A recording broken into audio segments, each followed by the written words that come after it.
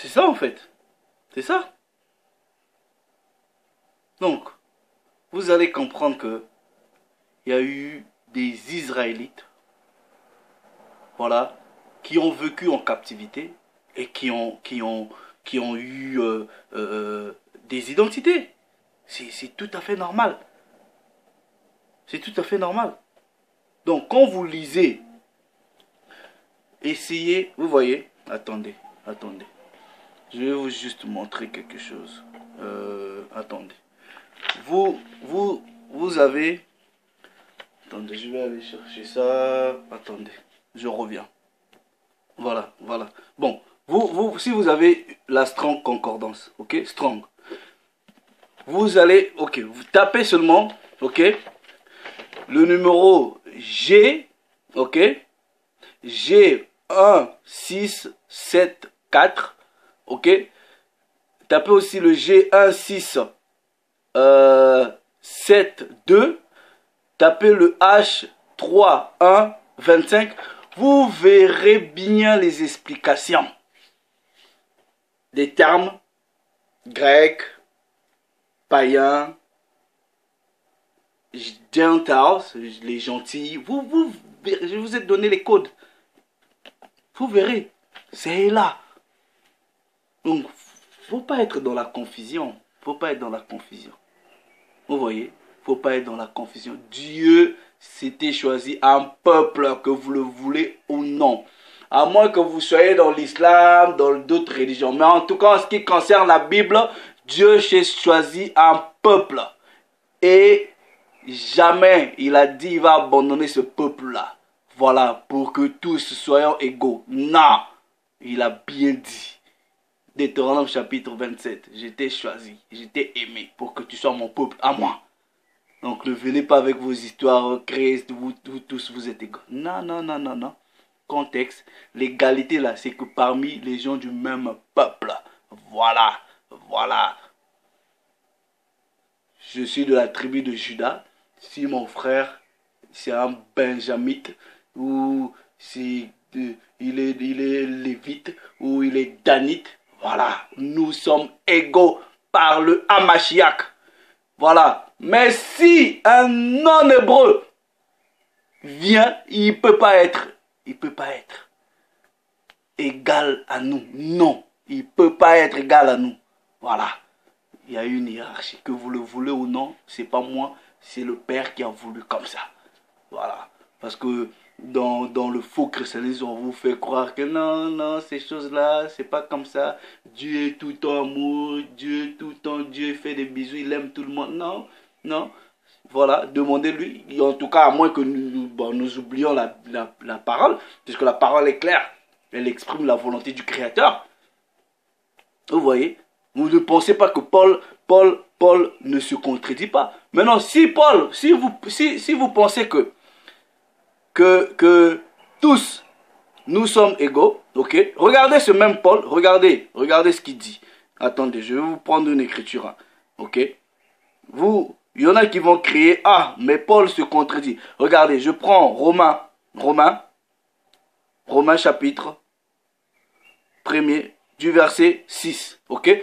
Puisque dans Galates, il dit, il n'y a pas de grec, il n'y a pas de juif, ok?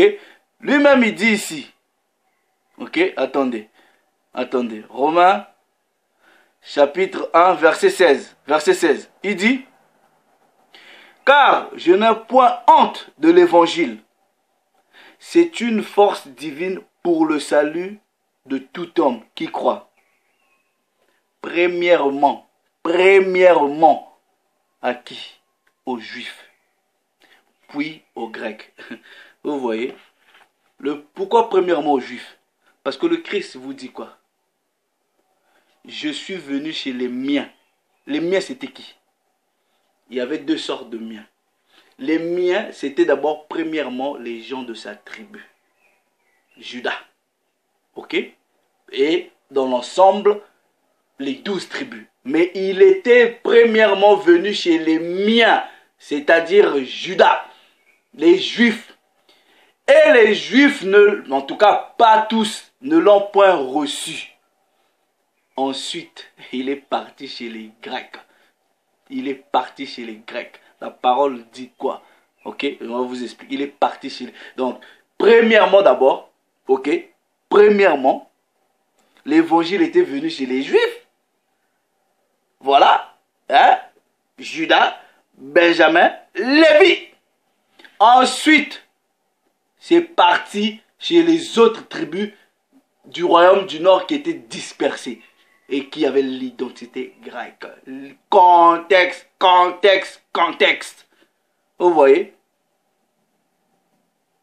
Pourquoi? Parce que quand les Juifs, c'est-à-dire le royaume du Sud, la plupart l'ont rejeté, il avait dit quoi? Il va exciter... Attendez, on va lire ça, ok? Exciter la jalousie des Juifs, c'est-à-dire les trois tribus, ok? Judas, Benjamin et Lévi, contre leurs frères du Nord, parce que les royaumes étaient divisés. Regardez, ok? Le même Paul, il dit quoi? Romains chapitre 11, il dit, ok? Je vous dis à vous, païens, ok? En tant que je suis l'apôtre des païens. Les païens là, ça reste, même on utilise les termes de païens là, ok? Ça reste ses propres frères, ok? Je glorifie mon ministère, ok? Afin, s'il est possible, d'exciter la jalousie de ceux de ma race et d'en sauver quelques-uns. De ceux de ma race et d'en sauver quelques-uns. Donc, le Père a permis, quand les tribus du Nord ont rejeté, en tout cas pour la plupart ont rejeté le Christ, le salut a été ramené, en tout cas l'évangile a été ramené chez les autres tribus par le Christ qui devrait, comme Ézéchiel dit, rassembler tous les deux royaumes. Parce que ce même Paul-là vous dit, quand vous... En tout cas, regardez, je vais dans le chapitre 2 de Romains encore. Hein. Attendez, Romains chapitre 2, regardez ce qu'il dit, ok? Romains chapitre 2... Romains chapitre 2 au verset 9, ok, il dit « Tribulation et angoisse sur toute âme d'homme qui fait le mal, sur le juif premièrement. » Premièrement. Quand on dit premièrement, puis sur le grec. Premièrement, ça veut dire quoi? Donc, il y a une hiérarchie. Donc, il y a une hiérarchie, c'est là. Quand on dit premièrement le juif, puis le grec. Tout simplement parce que c'est chez les juifs, donc au royaume du Sud, que les choses ont commencé et sont parties dans le royaume du Nord. Il y a toujours une hiérarchie. Donc quand Paul maintenant disait, quand il y a eu cette unification, cette unité des deux royaumes par l'évangile du Christ, Paul il dit maintenant que vous tous les frères de ma race, ok, vous êtes unis par le Christ, voilà, il n'y a plus de différence entre nous. Toi, celui de la tribu de Judas ou de Benjamin ou de Lévi, tu ne peux pas dire, ah nous c'est parce que nous on a gardé la loi, on est mieux que eux. Non, tu ne peux plus dire ça, parce que la malédiction était prononcée sur ta race. Donc les frères qui ont été dispersés, n'ont pas été dispersés parce qu'ils ont fait le choix d'être dispersés. Donc ce qui fait que, géographiquement, ils ne se situaient pas peut-être dans les territoires où l'évangile a commencé, où peut-être le Christ est né. Voilà, c'est tout. C'est tout. C'est le contexte. Donc vous allez maintenant comprendre que quand vous lisez la Bible, étudiez très bien l'identité grecque, vous devrez l'approcher. Est-ce que quand ta Bible traduit par grec, est-ce qu'on parle des Hellènes, c'est-à-dire des Juifs qui ont été hellénisés, à qui on a imposé la culture et même les noms grecs, ok? Ou on parle des Grecs, des Édomites. C'est ça. Contexte, frère, contexte. Contexte, contexte, contexte, contexte. Donc voilà.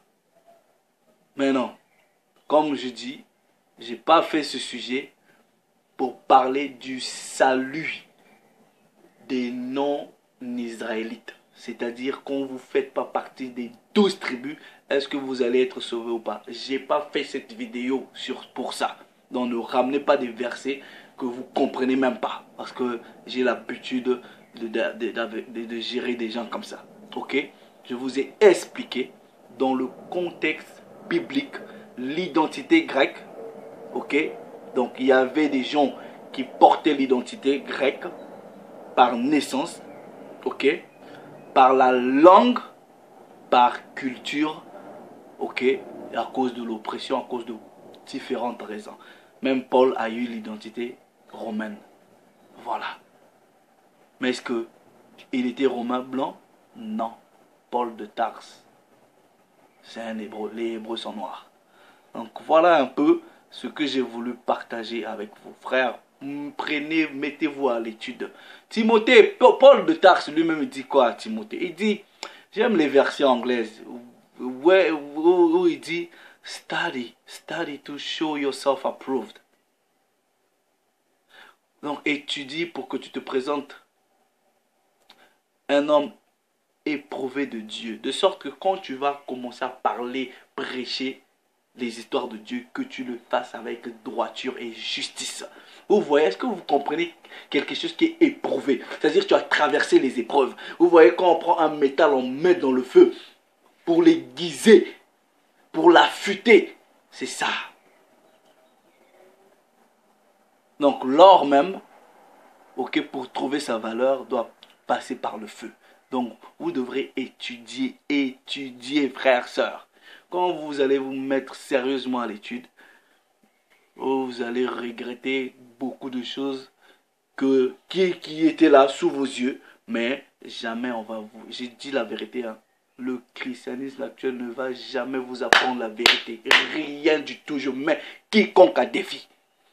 Tout est basé sur ce que l'homme blanc vous a imposé, usurpé, falsifié. Voilà. Mettez-vous à l'étude. Sérieusement, je dis mettez-vous à l'étude vous-même. Mettez-vous à l'étude. Donc, voilà. Bon, comme la parole dit, ne méprisez rien, retenez ce qui est bon et rejetez le mal. Donc, sur ce que j'ai partagé, rejetez le mal, mais retenez ce qui est bon. Donc, il y a deux sortes d'identité grecque dans la parole. Deux sortes. Voilà. Donc, quand vous utilisez des versets, comprenez-les dans leur contexte biblique. Et un contexte se produit dans un contexte historique, culturel, social, et ben voilà, géographique. C'est comme ça. Bon, voilà, je m'arrête là. Le Père s'est encore glorifié. Salut les amis.